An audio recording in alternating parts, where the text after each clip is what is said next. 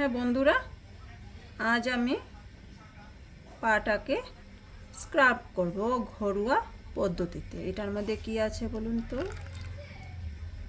চিনি, গুঁড়া দুধ যাকে পাউডার দুধ বলে, और হলদি পাউডার, আর আছে গোলাপ জল। এটাকে দিয়ে একটু ঘুল বানিয়ে নিলাম। এবার পায়ে আলতো হাতে স্ক্রাব করে নিচ্ছি।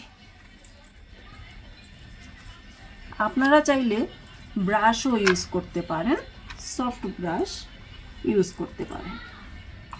এইভাবে 2-1 মিনিট যার যেরকম সময় আছে সেই অনুযায়ী লাগিয়ে রাখুন। আলতো হাতে এটাকে এইভাবে করে নেন। এই যে অ্যান্টি ক্লকওয়াইজ এটাকে করুন। এইভাবে শীতের দিনে পাগুলো খসখসে রুক্ষ হয়ে যায়। চিনি, গুঁড়ো পাউডার আমাদের শরীরের জন্য, ত্বকের জন্য খুবই ভালো। মসৃণ এবং মুলায়ম থাকে। তার মধ্যে একটু অলিভ অয়েল দিয়ে দেবেন। অলিভ অয়েল হলে খুব ভালো হয়। ঠিক আছে, দেবেন।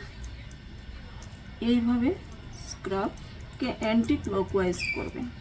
ঠিক আছে, 5 থেকে 10 মিনিট এইটাকে এইভাবে করে নেবেন ভালো করে। শীতের দিনে আমাদের মহিলাদের পা হাত কাজ করতে হয়, তার মধ্যে ঠান্ডা একটু হয়ে যায় না, তো স্ক্রাবিংও দরকার আছে।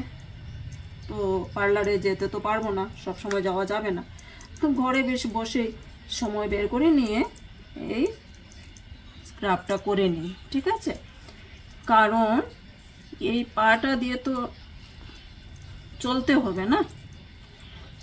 আমাদের বডির সবচেয়ে বড় কারুকার্যকর হলো আমাদের পা। এই পাটাকে ঠিকঠাক না রাখলে হয় বলুন? ঠিক আছে, আপনারা এই পদ্ধতিটা প্রয়োগ করবেন, আমাকে জানাবেন, কমেন্ট করবেন, লাইক সাবস্ক্রাইব শেয়ার করে দেবেন ভালো লাগলে। Thank you.